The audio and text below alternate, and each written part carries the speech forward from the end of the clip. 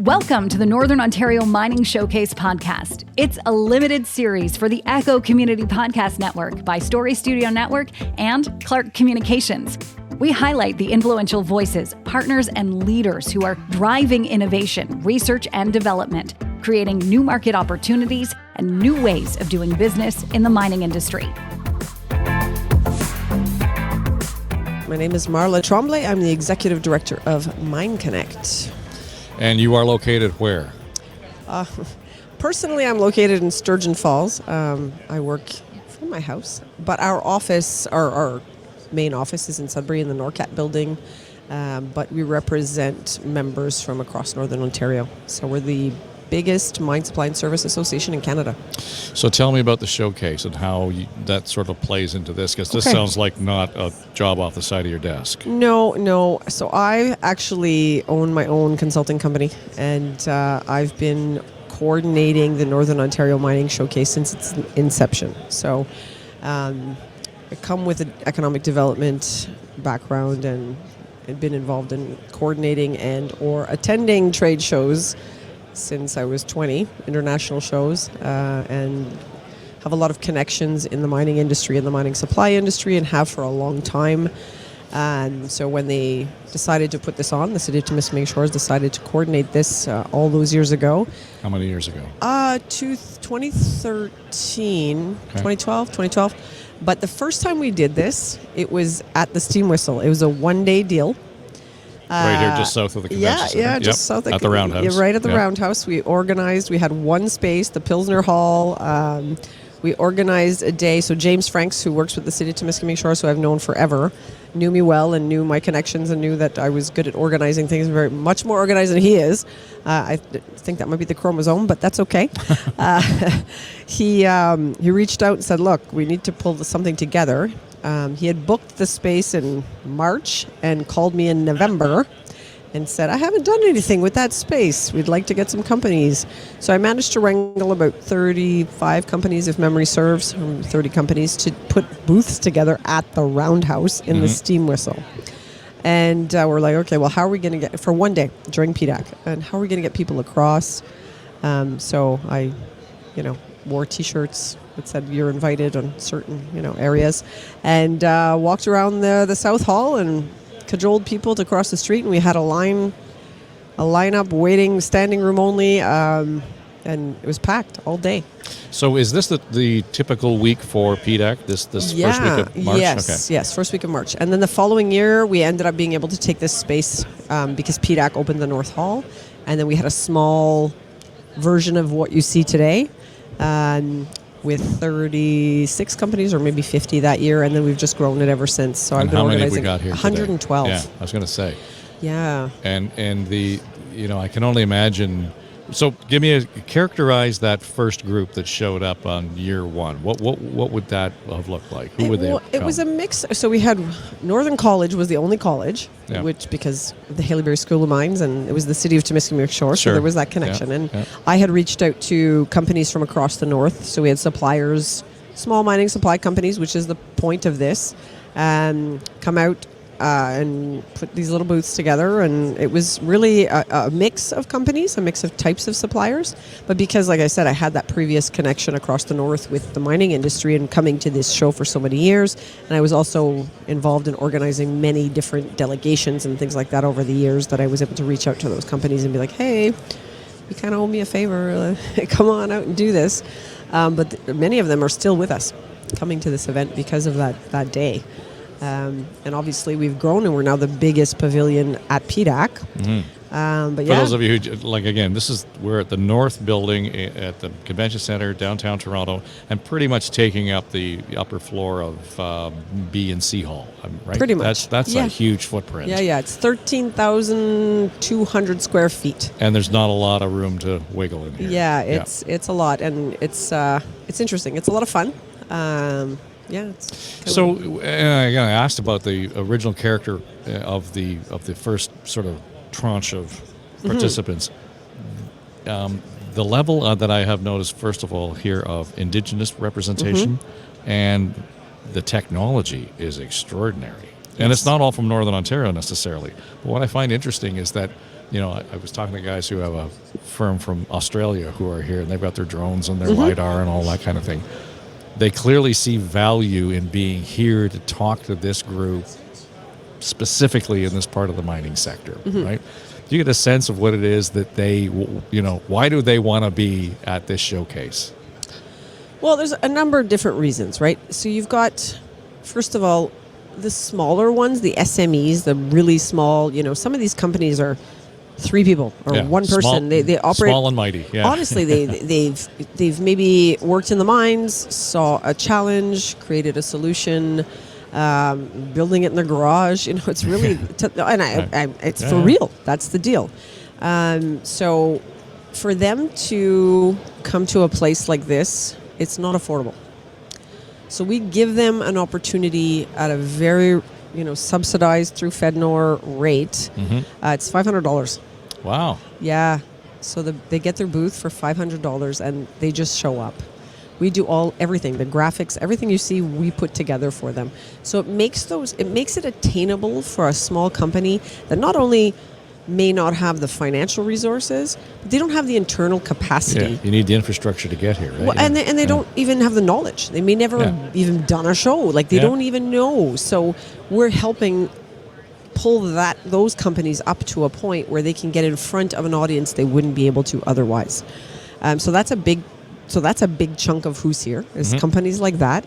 We have companies who are kind of a little bit more mid-level who may have started with us and now are selling all over the world who, because of this event, because they could afford at $500 5 years ago to come. And then we also have some of the larger companies, but we do have very strict guidelines to get in here. We have 4 kind of key criteria, and for those of you who are listening who are interested in getting in, I should probably explain them, right? Number 1, you need to have a significant presence in Northern Ontario, and that doesn't mean, hey, I do a lot of work in Northern Ontario, I have people at camps or things like that. It means I have operations in Northern Ontario, we pay taxes here. We have a minimum of We have a minimum of 25% of our workforce living, working, paying taxes in Northern Ontario. You can't have more than 500 employees worldwide. So if you're a big guy, it's not happening. Because you can afford to get a booth outside. You can try and be close to us. So that's some of the key criteria. Obviously, you need to be selling into mining, and you need to have potential to export. That's kind of an important. We consider from the FedNor's perspective, FedNor is the one who funds this, their criteria of export is anything outside of Ontario. So you can be looking to try and expand into Quebec and you still qualify.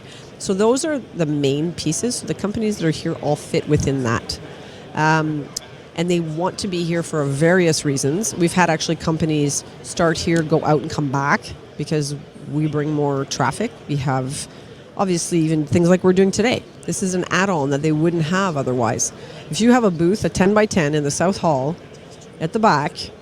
It's a long walk, we'll just say. Right? And not only that, it's so big and you're lost within the shuffle. And nobody is working on your behalf to draw people. We are, right? We've got teams here. We're pushing social. We pre-promote. So you're greater than the sum of your parts because you're absolutely, in here, right? Absolutely. And people show up and they're like, oh. So let me ask you this: with all that activity, do you have a sense of how much?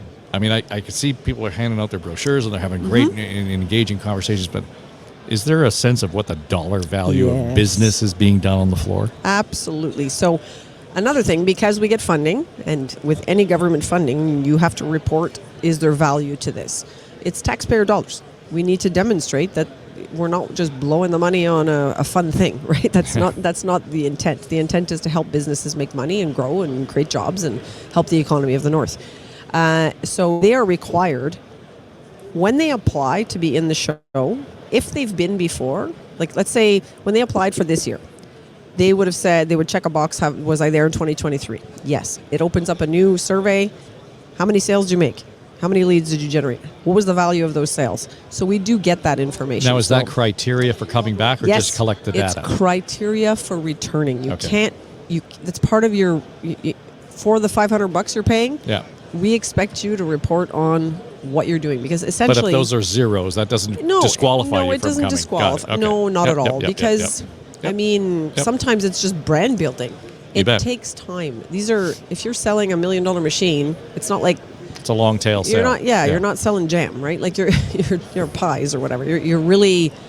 It takes time. Sometimes it takes that 3 years before you get that sale or that you Sure. close the deal. Kind of right? develop the relationship. For sure. Absolutely. Yeah. These are big things. So we do. We have all the numbers going back to the inception, and we track that for sure. And I mean, I want to say last year was 40 million something was sold on just from last year's show. Now, that's just for the sake of it. That's what a 4-day of activity here in the hall. Right. That's pretty good return. It's not terrible. It's No. not terrible. Yeah. No, that's good. For sure.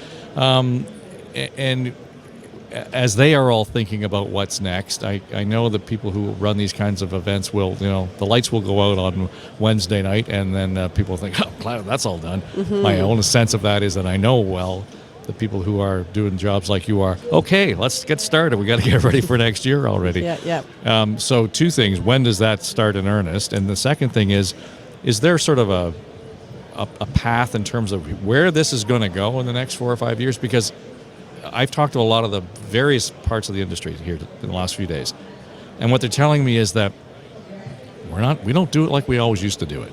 We can't say that we always used to do it that way, so we're going to keep doing it that way. There has to be a shift, and culturally there's a change, whether it's in the capital that they're able to attract, whether it's the capacity and the workforce, whether it's the education and the skills they need to do the new jobs because we've got automated this in the mine and so on.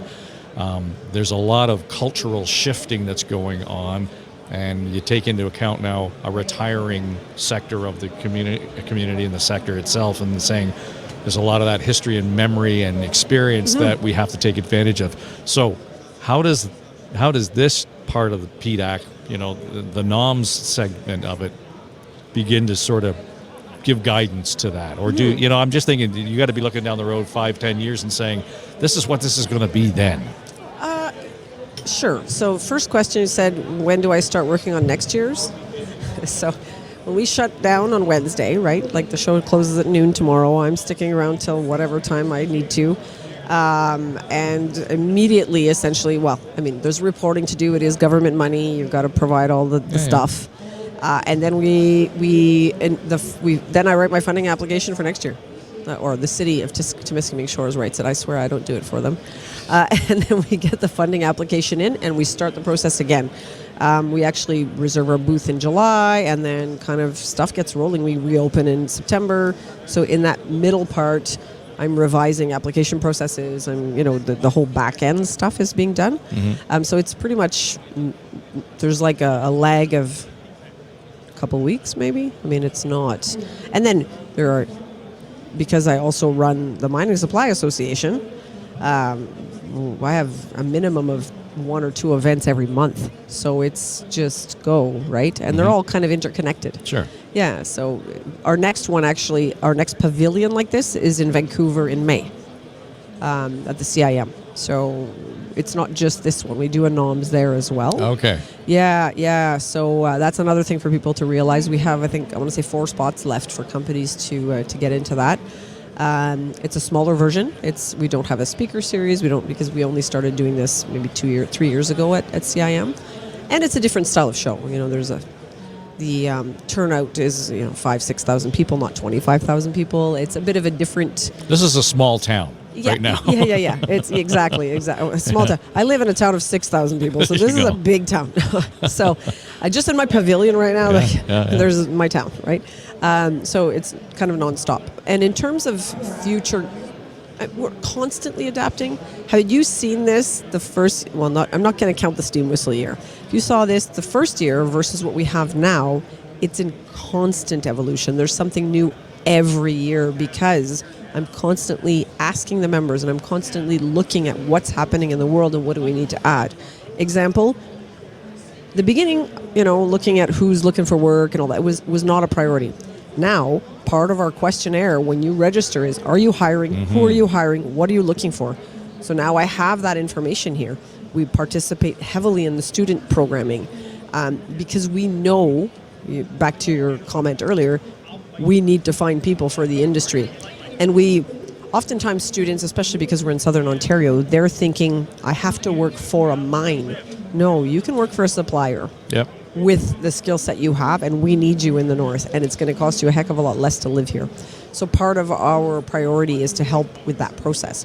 Even with MineConnect, who, like I was saying, I run that, a big part of what we focused on over the past year is working with high schools and post-secondary to educate them on, hey, we've got a lot of great stuff going on here. You're looking for work. You're a gamer. Guess what? You can work in mining. You talk about a small town.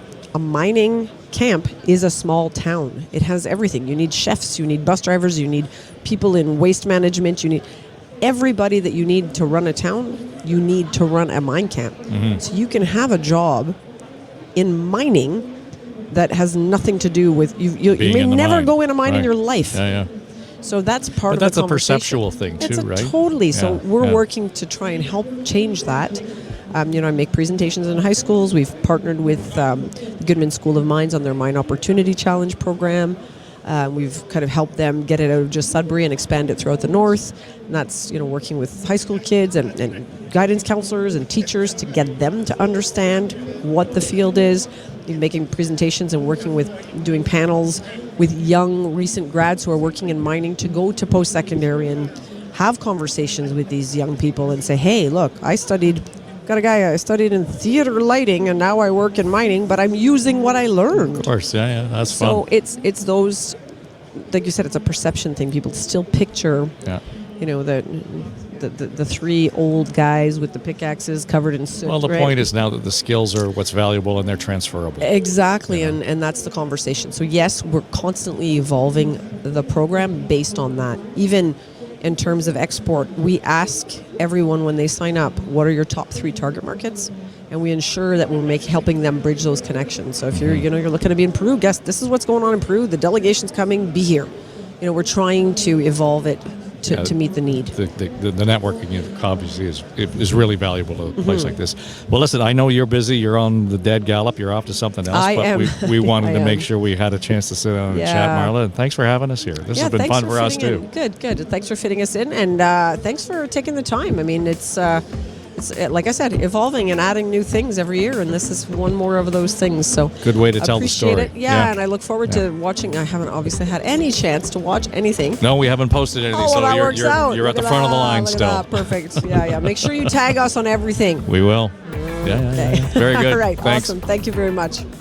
Thanks for listening to the Northern Ontario Mining Showcase podcast. The series is produced for the Echo Community Podcast Network by Story Studio Network and Clark Communications. For more information, visit our website, northbayecho.ca.